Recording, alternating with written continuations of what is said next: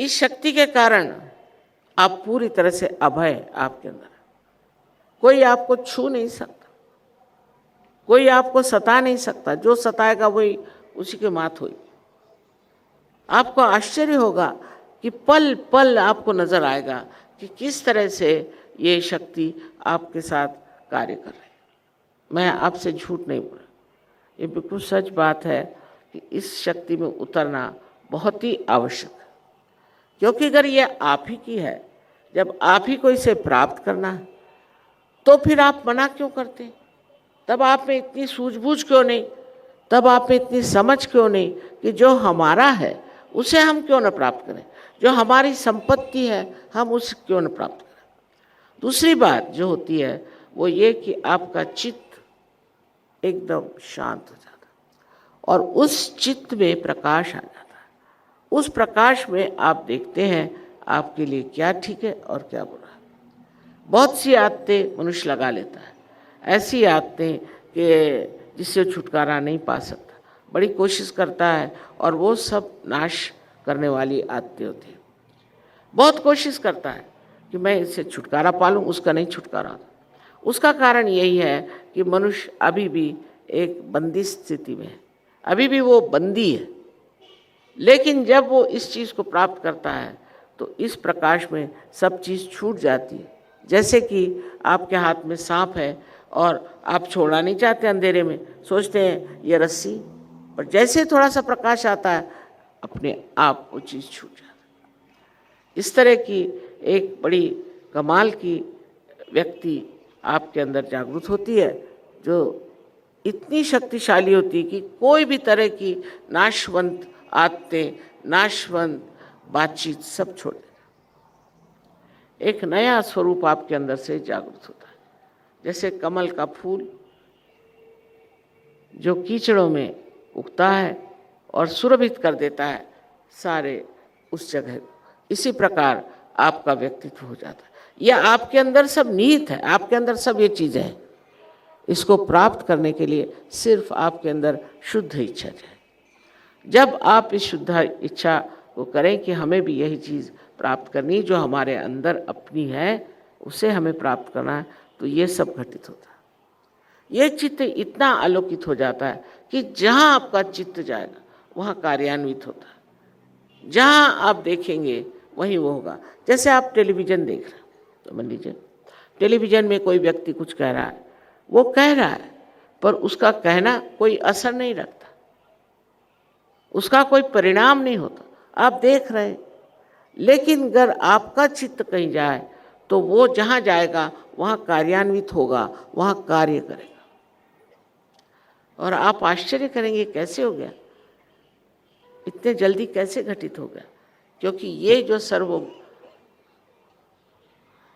में बसी हुई अणु परमाणु में बसी हुई ये जो शक्ति है, ये सब सोचती है, समझती है, और सबसे बड़ी बात है कि ये आपको प्यार करती है। ये प्रेम की शक्ति, और ये प्रेम की शक्ति आपके अंदर जागृत होते ही आप अनुकंपा से भर जाते। इसकी बात अनेकों ने की कि आपके अंदर अनुकंपा लाई, लेकिन ऐसे कहने से किसी के अंदर अनुकंपा नहीं आती, कुछ भी कहने से नहीं आती। उल्टे मैंने देखा है कि बहुत से लोग जो बहुत ज़्यादा तप जप करते हैं और बहुत ज़्यादा धार्मिक बनते हैं, बड़े गुस्सैल होते हैं, उनमें बड़ा क्रोध होता है, उनसे दूर ही रहना चाहिए। क्योंकि वो जो कर रहे हैं उसमें उनमें शक्ति अभी ऊपर से आई नहीं। जैसे समझ लीजिए कि एक टेलीफोन है और उसे हम घुमा रहे हैं खूब, वो टेलीफोन ही ख़राब हो जाएगा। अगर उसका कनेक्शन ही नहीं तो आप टेलीफोन किसे कर रहे हो। इसी प्रकार हमारे सारे ही कार्यों में कोई मतलब नहीं रह जाता। जैसे कि ये एक इंस्ट्रूमेंट है और इसका संबंध अगर मेन से नहीं हो तो इसका कोई उपयोग नहीं, इसका कोई अर्थ नहीं। इसी प्रकार हमारे भी जीवन का कोई अर्थ नहीं निकलता। जब हमारे जीवन का कोई अर्थ ही नहीं निकलता है तो हम चाहे जो कर लें। इस देश में कम से कम परंपरागत हम लोग धार्मिक, इस देश में हम लोग समझते भी हैं कि हमें आत्म साक्षात्कार पाना ज़रूरी। हमारे अंदर बहुत सी बातें ऐसी हैं जो हमें एक मार्ग में, एक सूत्र में बांधती है। लेकिन और देशों में जाइए तो अजीब अजीब लोग काम करते हैं, जिससे कि ऐसा लगता है कि इनको मालूम नहीं ये कौन है। जैसे बाल सब काट लेंगे, कहीं यहाँ से तुर्रे निकाल लेंगे, कहीं कुछ अजीब से कपड़े पहन लेंगे, कहीं कुछ समझ में नहीं आता। औरतें आदमी जैसे कपड़े पहनेंगे, आदमी औरतों जैसे कपड़े पहनेंगे। वो सोचते हैं ये सब करने से वो कोई विशेष हो जाए। उससे कोई विशेष क्या होना है, ये तो सिर्फ पागलपन है। और वो भी ऐसा पागलपन कि अब क्या करें और कैसे अपने को स्थापित करें कि हम कोई चीज़ है।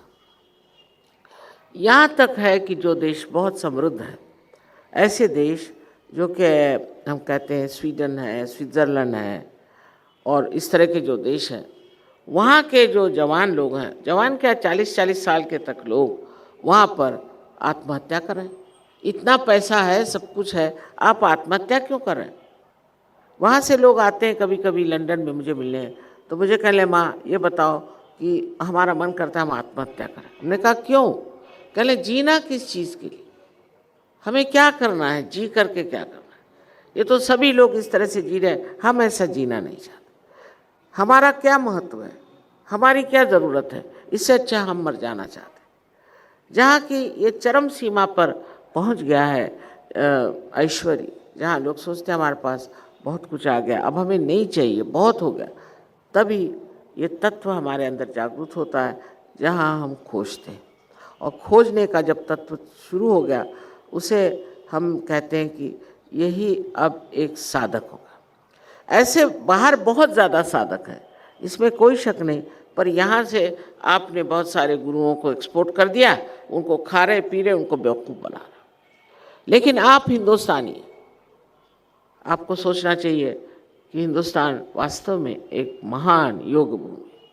हाँ, हमारे यहाँ देशद्रोही बहुत है, हमारे यहाँ खराबियाँ बहुत है, लेकिन बहुत कहने पर भी अगर देखा जाए तो फीसदी परसेंटेज उसका बहुत, और ये लोग सब ठिकाने लग जाएंगे। इसकी जो महत्ता वो सोचनी चाहिए कि इस देश में बड़े बड़े संत साधु हो गए, और वो जो कह गए हैं वो सिद्ध करने के लिए आप आए हो।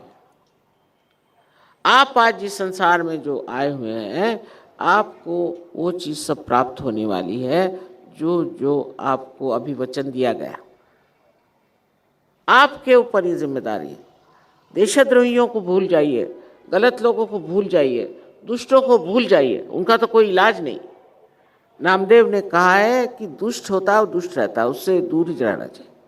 खा कि जैसे मक्खी है, मक्खी अगर किसी खाने पर बैठ जाए तो उल्टियाँ करो, और कहीं गलती से मक्खी खा ली, वो मर भी जाएगी तो भी आपको मार डाले। इसी तरह से दुष्ट लोग होते हैं, उनसे मेरा मतलब नहीं। मेरा मतलब उन लोगों से है कि जो सर्वसाधारण समाज में अच्छे लोग हैं और जो समझ नहीं पाते कि वो ज़िंदगी में क्यों है। बहुत से लोग इसलिए भी खराब हो जाते हैं क्योंकि उनको कोई सहारा नहीं रहता। अपना ही सहारा हमें खोजना है। हमें किसी गुरु के पास जाने की ज़रूरत नहीं, कुछ नहीं, आप ही अपने गुरु होने वाले। आप ही को अपना मार्गदर्शन मिलने वाला है, और उस मार्गदर्शन में चलते चलते आप समझ जाएंगे कि आप हैं क्या। आप कोई कम चीज़ नहीं, विशेषता एक मानव स्वरूप हैं, और आप पैदा हुए इस भारत भूमि पर जो एक महान योग भूमि है। मेरा विश्वास करिए कि महान योग भूमि है ये। इसके ज़र्रे ज़र्रे में चैतन्य भरा हुआ है, इसके कण कण में चैतन्य भरा हुआ है। और जब आप जागरूक हो जाएंगे तो आप समझ जाएंगे कि आज जिस पृथ्वी पर आप बैठे हैं, ये पृथ्वी कितनी महान है, और इस महानता के जो आप एक उसमें नागरिक हो गए हैं, इसका कारण आपने भी कुछ बहुत पुण्य कर्म किए हैं, नहीं तो यहाँ जन्म होना आसान है।